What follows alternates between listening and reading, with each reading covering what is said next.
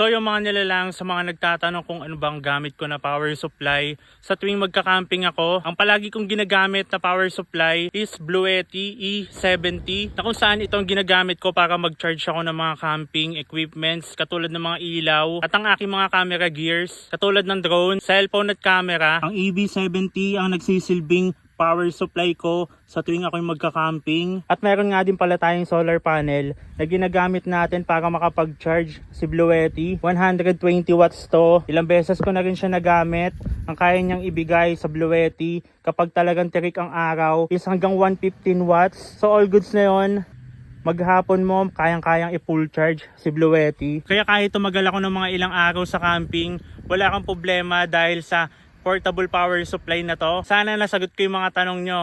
All goods. Inilagay ko na nga rin pala yung link sa description at sa comment box kung saan legit na shop nyo mabibili ang Bluetti EV